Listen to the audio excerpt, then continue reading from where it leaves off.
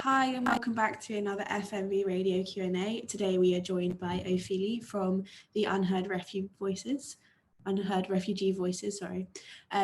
as always, to start these interviews, I want to give you a bit of background to FMB. FMB Radio is an online community radio station based in Nottingham that amplifies authentic community voices by enabling individuals and organisations to tell their story in their own way using their genuine voices. As I mentioned, today we are joined by Ophélie, and as always, there are questions that I've prepared. Our aim of this show is to find out a little bit more about Ophélie and her fantastic show, The Unheard Refugee Voices. So to start with, we're going to have a few questions just to find out some background on yourself. So can you just tell us a bit about yourself? So hi, Charlotte. So my name is Ophélie. I was born in France, and originally I'm from the Central African Republic. I am an activist. I work towards Black liberation, and that includes working with marginalized communities to sensitize, is the word, people towards the life of marginalized community, but also amplifying the voices of marginalized people. So I am a journalist. Most of my activist work is through journalism and documenting. My main tool of activism is communication. So I use communication and social media a lot. So I'm with my little one, and she is just hungry. So that's me. So as I mentioned, you have a show called The Unheard Refugee Voices. You've done a podcast. So what made you decide to create this podcast? So the podcast was another tool to help me with my activism, which for the past few years, it's been focused on advocating for Black asylum seekers and Black refugees and making sure that their lives within Greece, especially within refugee camps, were documented, but also amplified, because they have things to say, their voices need to be heard. And when you think about refugees and asylum seekers in Greece, most of the documentation that we have is through the eyes of the Westerner or volunteers and humanitarian workers. Not often we hear about actual asylum seekers and refugees living in camp telling us about their experiences. So really the podcast was a way for me to discuss all of that, to invite people to challenge their views on that, really, and to discuss topics that usually, like, spaces to discuss those topics doesn't exist, from challenging humanitarian workers on racism and on their own white privilege, to discuss white saviorism with volunteers, to discuss topics just generally about asylum seekers or refugees, or to just listen to what they have to say. So that was the idea behind the podcast. The podcast is also, it comes along with a platform that I created that has the same name, the Unheard Refugee Voices. And the platform is different from the podcast because in the podcast, it's mainly me talking, trying to raise awareness, but the platform is all about amplifying the voices of Black asylum seekers and Black refugees. So none of it is my work except for the educational posts that we have, but we mostly have videos that are sent to us from the people living in the camp, and we just use the platform to post that to reach a greater audience, really. So the show was just a way to complement that, it was a direct way for me to speak out on topics that matters, to bear witness and invite other people to do so with me, to also mobilize like greater community around topics related to Black asylum seekers and Black refugees.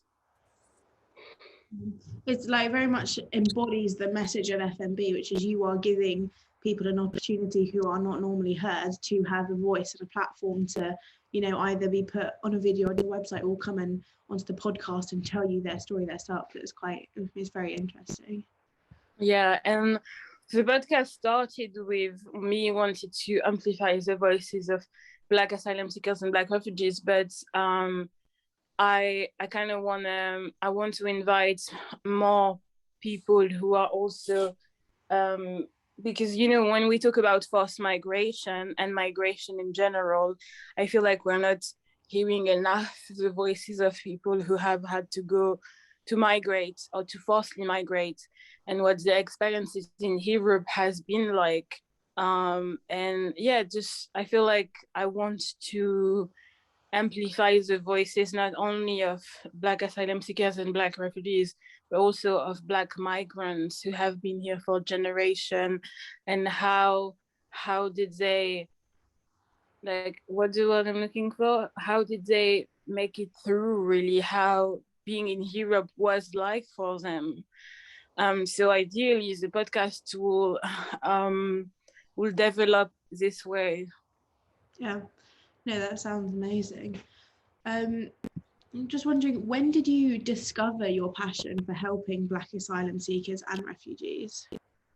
So really, it became obvious that I wanted to focus on refugees and asylum seekers back in 2019 when I first come to Greece. I was working in Athens. I was a community center manager of a community center for LGBT plus refugees, and most of our members were Black, and I was witnessing a direct discrimination towards them. But really, me being a Black European, a Black woman living in Europe, it's always been quite challenging in terms of having to deal with racism, institutional racism, and navigating this racist Western world, really. So my fight towards Black liberation was always, it's like a life work for me. But I really started to focus on Black marginalized community within Greece when I went there and I worked there. I was always interested by asylum seekers and by refugees because, well, my mom was a migrant, and she doesn't consider herself to be a forced migrant, but talking with her and understanding the reason why she left, she kind of was. Also for her, it was easier to leave. She wasn't a refugee per se when she came to Europe because she applied for a visa, she had the visa, and then she was able to just migrate here. Also, she was in a way forcibly, she was forced to do that. So it's a life work, I would say, and also working towards like supporting Black marginalized communities, also a way to liberate myself as a Black woman living in Europe, because to some extent, I mean, in comparison to Black asylum seekers and Black refugees, it is sad to say, but I am privileged, but I am still a victim living in Europe as a Black woman. Yeah, I mean it's just very inspirational, I think, to hear that, like, the journey that your mum went on and then the journey that you've been through of going to Greece and then deciding that that's really what you want to focus on. Yeah. So just want to know, what or who are your biggest inspirations for your podcast? Is it purely, you know, come from your mum and from that kind of the way that you've developed, or is there anything else that you kind of think that's what you made you decide that this is what you wanted to do? I think my biggest inspiration for my podcast is the people I worked with, the people I supported, the people who helped me through the way, and the way that I just thought that there's many stories that needs to be heard and that aren't being listened to because of us in general being in denial of the atrocities that are happening in Europe, you know. Marginalized people, marginalized voices are just people are not paying attention to that anymore. We'd rather focus on like gossip from celebrities and stuff like this. And I think it really what really inspired me is all the stories I heard, you know, all the things I came across in Greece, and I felt like more people should know about that. You know, I wouldn't say that I have one person who inspired me to do that all, but it was many different people and hearing many different stories. Yeah, I would say it's really quite like ignorance is bliss. Like people don't have to listen to it if there's not awareness about it. So then they don't, you know, don't feel so probably like they have to get involved or they have to help because they don't see it, you know, in mainstream media. Like you said, you would rather see celebrities going on holiday together than you would see, you know, Yeah. help. Yeah, and I feel to some extent it's because we live in denial. It's also, I do understand that it's hard for some people to grasp the level of atrocity in this world, you know, to realize that, you know, as also some people might be comfortable in their comfort zone, out of that comfort zone, the reality is different than what they assumed. So I understand that many people want to protect themselves and they don't want to like know everything that's happening in our world. But we are living in a period of time where we just can't afford to do that anymore. We have to take actions. We all have to be accountable for everything that is happening, because one person's comfort is built on another person's suffering. And so we have to be conscious. We have to be aware that our choices are going to have a consequence on someone else right now in the time we live on. Yeah, definitely. I'm going to move on to ask you questions more surrounding the podcast now. So you mentioned before that a lot of the podcast is you actually speaking, it's you talking to refugees. But can you just, you know, like tell us a bit of the structure of the show, who you've had on, like just tell us a bit about it. It depends. Like I said, the podcast is about amplifying the voices of asylum seekers and refugees, but also challenging people and just topic on issues that are not being brought up enough. So far like the way I try to do it is to invite different people on the show, from humanitarian workers to volunteers to refugees to asylum seekers. So far I've had, one of my first episodes was with Prince. Prince is from the Central Africa, and he was living in the camp for a couple of months when we did our interview.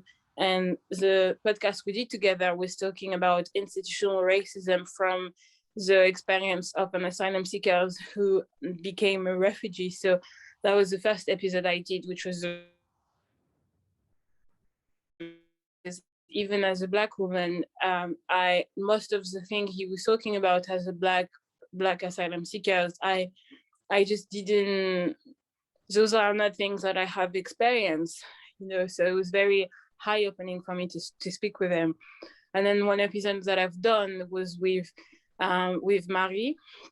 Marie's from Spain, and she was the director of a women's shelter in Lesbos, and most of the women in that shelter were women of color. And I've known her for a while, and we've always had discussion about her like internalized racism and her privilege. And I felt like as the director of such a place, she should be more aware of those dynamics. So we had a podcast together, which was really all about challenging her idea on race and making her understand her privilege and how that might impact her work. And then I did an episode with a friend of mine who has been helping us with the platform, also white, who we talked about like how refugees and asylum seekers were being represented in the media and how that was harmful because the media wasn't really describing the full picture. And I'm planning on doing another episode with a refugee who's been living in the UK for 20 years now, which is from Bulgaria. And I want to talk about her experience settling in the UK, coming from Bulgaria to hear the cultural differences and how was it for her. And then I did a couple of episodes where it was just me talking about different topics related to Black asylum seekers and refugees.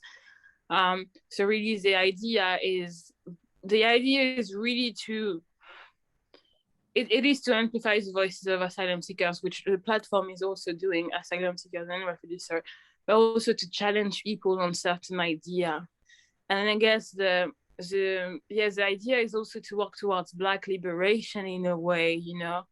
And I think Black liberation, it depends of like what liberation is for many people, but I believe that part of like allowing Black liberation is also to create safe spaces, and to do so we have to challenge people's idea and challenge their ideas on how certain people are not safe, you know. So yeah, I hope that answers your question. I mean, I've listened to a few of your podcasts, so I would say if anyone does want to go watch them after watching this, that they're on Spotify, so you can go and listen to them, and they're really good. And it's really interesting to hear everyone's story and what they've been through. So just what has been the most powerful story that have you heard? Is there one that like sticks to mind of someone who you just thought, wow? So the most powerful stories that I have heard, I don't talk about it on the podcast, but I can tell you about it now. It's not. So I used to work. Well, actually, I'm going to tell you another story, which is based on something that I happened when I was in Greece. So when I went back in July 2020, I went to the island of Lesbos from the UK, and when I arrived, I heard about this man from Congo who was stabbed in the camp 7 times and who was severely injured. His organs were touched, and he was in the hospital. So the first thing I did when I arrived on the island is I went to the hospital to meet with him and give him some support, because I knew he didn't have any social worker. Nobody was looking at his case. He was left at the hospital on his own, and the doctors at the hospital wanted to send him back to the camp after 1 week of being in the hospital, and he was very severely injured. And one of the reasons why they wanted to send him back was, there was many reasons, but mainly because they really didn't care about him, you know. For them, he was just a Black asylum seeker. And the amount of neglect that Black people have to go through is horrible. But anyway, so I went to him, and so I went to the hospital, and I find out that he had a wife, and she was 6 months pregnant at the time. And so she came the second day, and I met her, and so the husband was very injured, and she was 6 months pregnant, and she was also high risk. So I stayed with them, and I tried to help them with a friend of mine. We found an accommodation for them. And then a week after, he was left out of the hospital, and he went into the accommodation. 2 weeks after, she started to have complications. So one night they called an ambulance. The ambulance came, took them back to the hospital. They stayed the night there. And then in the morning, and bear in mind that they don't speak Greek or French or English, they only speak French, and nobody at the hospital could speak French. So it was very hard for them to comprehend what was happening. But the next morning, they were told that she will be taken to Athens from the island. So he went back home to get some stuff. So I met with him in town. We drove him to the camp because he needed to pick up some paperwork. And when we were in the camp, while we were in the camp, the wife was taken away from the island without him being told. And also he thought that he could live with her, but it didn't happen. When we came back to the hospital, we find out that she wasn't sent to Athens. We had no idea where she was sent to. And it took us 2 hours to have an answer from someone to know where his wife was taken. And he was still severely injured, and he was still like very in pain, and he also had an infection. Anyway, so 2 hours of being insulted by doctors, by nurses, because both of us were Black, and they assumed that, well, they also assumed that I was a refugee, which was very weird, because then they just treated us like shit. But as soon as they understood that I wasn't, that I was French, then they treated me a bit better, which is very horrible. But yeah, it took us 2 hours to have a piece of paper in Greek that I had to make my friend translate, and we find out that she was sent not in Athens, but she was sent 4 hours away from Athens with nothing. She didn't have any clothes, she didn't have any phone, so no way to contact her husband. And we heard also that she might have already given birth, but we had no idea. So and also the piece of paper didn't really tell us an exact hospital. It told us a town where she was sent. So we had to call every hospital in that town to find out in which hospital she was. And then when we find out, I had to go to Athens and drive 4 hours to get to her and give her a phone so that she could call her husband. And that was in July. No, that was in early August. And then end of August, she gave birth to a baby. And it took the dad and her 6 months to be reunited after that, because of paperwork, because of a very racist system, a broken migration system. It took them 6 months to be reunited. It took him 6 months to meet his daughter. And I think back at the time I did a podcast, but it was in French, of him telling him his story to try to raise funds so that he could join her, and he could have a place to live and food, because he wasn't receiving any financial support. And obviously, like, I broke down the story very quickly, but it was very sad, because it really showed us how being an asylum seeker is a health risk in itself, and how neglected Black asylum seekers are. And I think that's the most heartbreaking story I lived through rather than I listened to, because I wasn't part of it I wasn't part of all of it. So most of it was like when he was stabbed, I heard from it. But what I heard and what I lived through with them, it was the most heartbreaking experience of my entire life. I didn't think that, that people would be let down like this by the system. And obviously I know we're living in racist institution, but to see it from your own eyes, to experience it, is different. Yeah. I think even what you said about being in the hospital, and as soon as they realised that you weren't a refugee, the difference in the help that you got is just insane. Yeah. It's heartbreaking. It's infuriating. Yeah, definitely. Yeah. So the last question just before we end is, obviously you do a lot yourself to try and help asylum seekers, but I was just wondering, what can the average person do in the fight against systematic racism and to help Black asylum seekers? I wish I could give you an answer, but I don't have the answer to that question. I think it's going to take us a lot of unlearning, all of us, a lot of learning, a lot of paying attention, doing the research, standing up for people, and also going out of our comfort zone. I believe that as long as we are comfortable, we are not doing enough. As long as we are, I think we have to get uncomfortable, because being comfortable is privileged. To be uncomfortable is to re-engage with our privilege, and this is what we have to do. We have to re-engage with our privilege. We have to make sure that the voices of people are being amplified. We don't need to tell their stories. They can tell us their stories. We have to be aware that with everything that is happening at the moment in the world, there are still people who are dying in refugee camps in Europe. There is ways that you can donate. You can also go into our page, the Unheard Refugee Voices, on Instagram. You can donate through the link, but I think mostly to be aware of what's happening, to share actively, to talk, to open discussion about about the situation there. This is important. When we post this online, I'll make sure to tag you.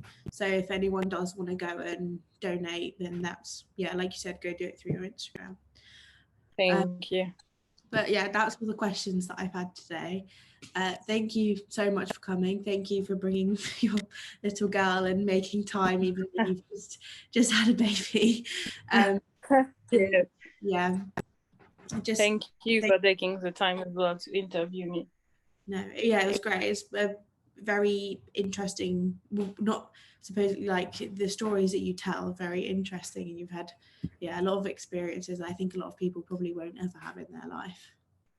No, but I think that this is the kind of the reason I'm doing all of this, you know, it's also for me, you know, because this is also a fight for my liberation. Yeah. And I feel like Maya